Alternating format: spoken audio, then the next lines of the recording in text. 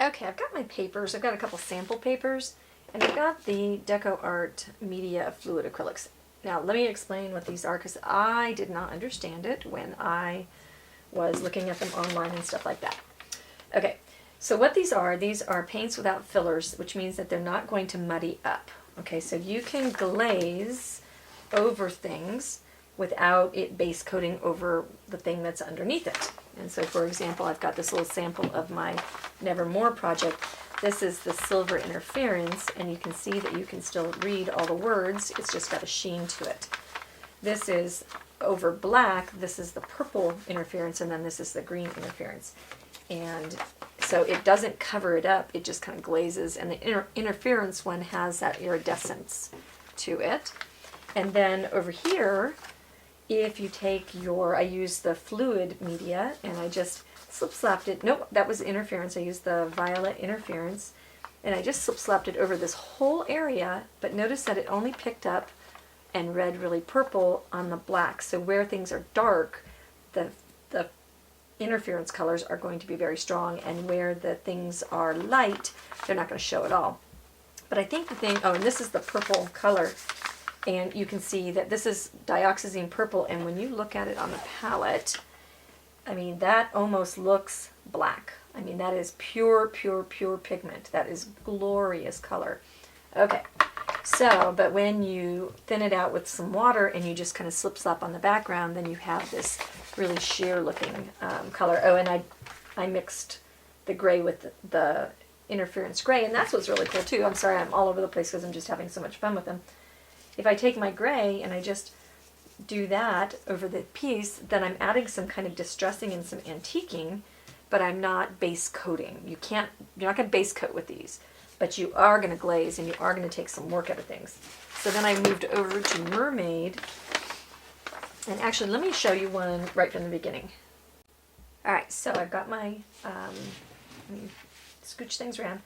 So if I wanted to tint my letters on the Mermaid into maybe a little bit more teal kind of situation, and you can mix these. So I'm going to mix my interference blue and my interference green together. You do have to shake the interference colors. Okay, and then I'll get my green going, and you can see that it dries on the palette in the color that it's going to do. And you can float these in colors. It's really cool. When you start playing. The problem that I had is I just didn't quite understand from the multimedia. I don't come from that world, so I didn't quite understand how it would translate into my world of regular, craft or tool painting. So maybe I want some turquoisey kind of tints to things. So I'm going to go up here on here, and I'm just going to add a little bit. I think I've got too much blue. Add just a little bit of that kind of turquoise in that area. Now watch, I'll just slip-slap over that area, so I don't even have to be careful. Is that my blue? Now I've lost which one's my blue. I'll just make a color. So I can just go over it, and I'm going to get just a tint of color in these areas. But now if I wanted those, say I wanted it a little bit stronger, I can go into that color, a little bit, teeny bit of the blue. And I can kind of strengthen my interference color.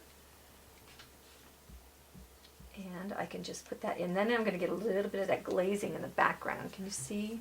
It's really subtle, but I think that's the thing that's so amazing. So we've got this distressing and antiquing over here. You can, whoops, too much. Go into a little bit more medium. You can just come over here and add that touch that you need in that area. Come on down here, and maybe we want to balance that out with some of that color on her. And I'm not being careful, I'm just kind of adding some glazes of color where I want them. If I want to tone that color down, I'll just go on my palette and rob just a little bit of my gray. And now that'll be less vibrant. Okay, so it's just a little bit lower down the scale. So then I've got that going on, so maybe I want her hair. I'm going to have to rinse that brush. And I've got gold and my yellow. Just a hair of the yellow, because it's so strong. That's what I'm loving about this. Okay, so we're going to go into her hair. And I'm just going to pick on a little bit. And so this is like using the artwork to make, you know, it's color book, but marker, but paint, but whatever. Okay, so see how easy it is to add just that little bit of tone color there, and just add the little hints. And you know, here I went crazy with all the colors because I just was playing. But here's the thing I want to share. Okay, is when I feel this, I mean, I don't know if you can listen, it's the same. There's not, you know how when you put paint on paper, it always feels really rough. This doesn't have any change in feeling at all, but yet it's not rubbing off. It's not making my paper buckle. It's not, I'm just using so little because it's so pure, and it's just tinting. I don't need to use or alter anything. And then I took it a step further, and I brought out my Easy Elegant Grapes that I did with stencils. So I did the whole grape project was just layering. And watch what you can do, and I'm going to wipe it off because I don't want to change it, because then my instructions won't match my sample. I can take just a tint of this red if I wanted it to be redder, and I can glaze right over my painting and see what it does to that. So I can just say, okay, yeah, I want that to be a little bit more and this to be a little bit more. Okay, I'll wipe that off. And this is all water soluble too. Maybe I want to go into my leaf, and maybe my leaf needs to have just a little bit of red in it. Stay out of my background. Okay, I could totally just glaze some red onto my leaf.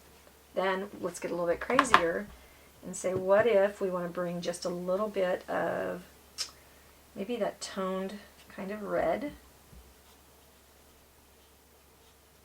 mixing it with gray. I don't want it to scream at me too loud.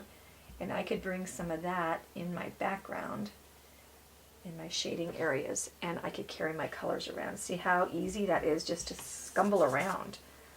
Okay, so I'll wipe that off.